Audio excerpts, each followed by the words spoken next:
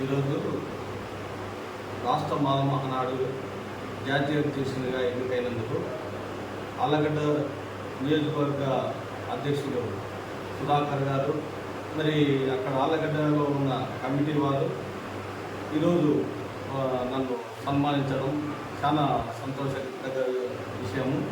ఎందుకంటే ఈ రాష్ట్రంలో కానీ దేశంలో కానీ దళిత బడుగు బలిగిన వర్గాలు ఎదుర్కొంటున్న సమస్యలు మీద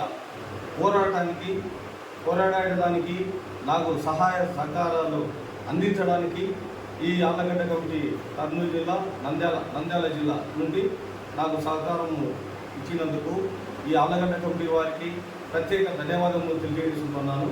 అలాగే ఈ రాష్ట్రంలో ఏం జరిగినా, దళితులకు ఏ అన్యాయం జరిగినా ముందుండి పోరాటానికి సిద్ధం కావాలని నేను కూడా ఈరోజు ఆళ్లగడ్డ కమిటీకి తెలియజేస్తున్నాను. ఇదే కాకుండా ఇప్పుడు జరుగుతున్నటువంటి సమస్యలు, ఇప్పుడు ఈ నిన్న రాత్రి జరిగినది విజయవాడలో అంబేద్కర్ విగ్రహానికి దగ్గర పోయి కొంతమంది దుండగులు అక్కడ నుండి శిలా పలకాన్ని కొట్టబట్టి పగలగొట్టి అక్కడ విధ్వంసం సృష్టించాలని చూసినారు. అది అధికారికంగా కట్టిన భవనం, అక్కడ బందోబస్తు ఉంటారు, అనేక మంది బందోబస్తు ఉంటారు, జనాలు తిరిగే రద్దీ ప్రదేశం అది.